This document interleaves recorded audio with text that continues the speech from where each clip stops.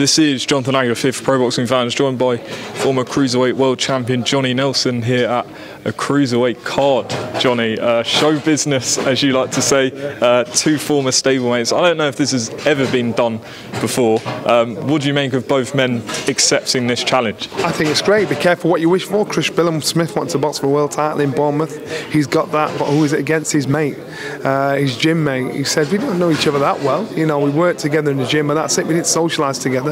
So he can make that disconnection. Whereas Lawrence is respectful. Lawrence has just said, look, it's business. It's not just about beating Chris, it's also about beating Shane. You know, the student's going to do the master.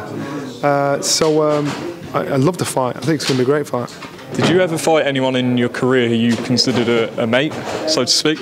Yes, I did, twice. Tony Booth, sat there in the dressing room with him before the fight, thinking, how do I do this? Do I beat him on points and not hurt him? Or do I knock him out? Now, I know Tony Booth was a tricky handful, so I thought, nah, I've got to get rid of him. So knocked him out. I think it was about 2 rounds. Was it 2 rounds? I can't remember what it was.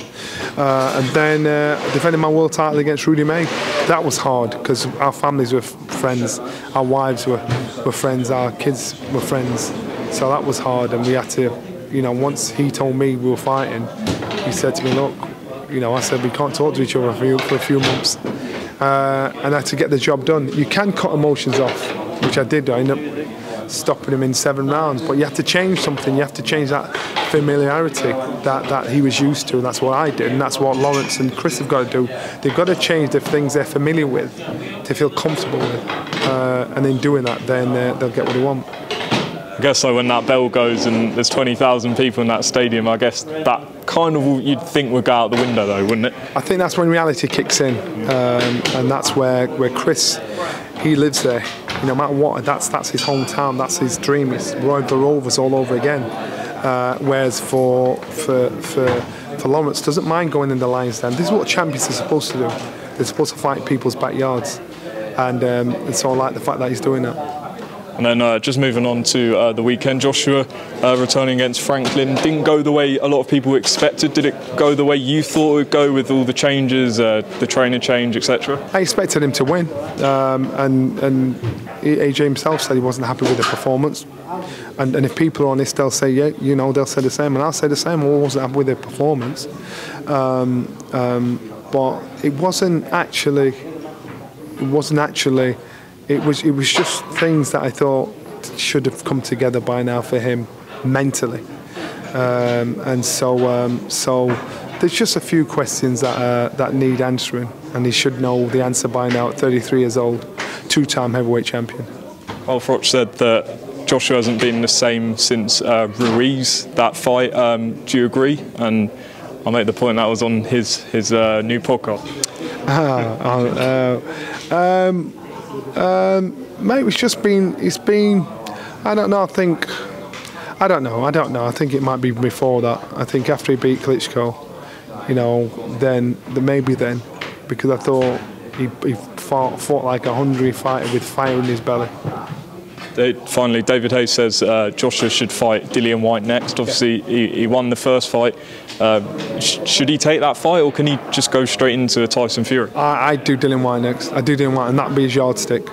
That'll be his yardstick. Or does he gamble and think, you know what? I just don't think AJ's the kind of guy that fights for the money. You know, he needs that belief. You know, otherwise he's going to have that emotional turmoil in his head. But it'd be a good fight. As your final question, I have to ask, obviously, the news this morning about Amir Khan failing a drug test after the Kell Brook fight. Your reaction to that? Obviously, he says he didn't do it intentionally, or he doesn't know how it got in the system, but what's your sort of reaction? I don't know enough about it. You know, I don't know enough about it. I found out at the same time as you did. All I can do is comment on how I think it reflects on our sport. Don't like it. What can be done about it? Something can be done about it. I think we'll never be able to completely eradicate it, but to protect our sport, the board need to make consequences for the whole team of a fighter rather than just a fighter, because the fighter isn't usually smart enough to know to go on a programme, what to take, performance and drug to take, and when to take them. So I think the consequences for everybody around. Just on that point, does more need to be done in terms of educating fighters on what to take, what not to take, and because do they know enough? They don't. But you know, if there's certain things you can't get off out of food. You know, certain things you can't get off the shelf. Certain things you've got to go on a program on. So they're the ones there where you just think you know if you're cheating, you know if you're doing it or not. So they're the ones where the punishment has to fit the crime. Johnny, thank you for your time, and I look forward to this big card May 27th. Nice.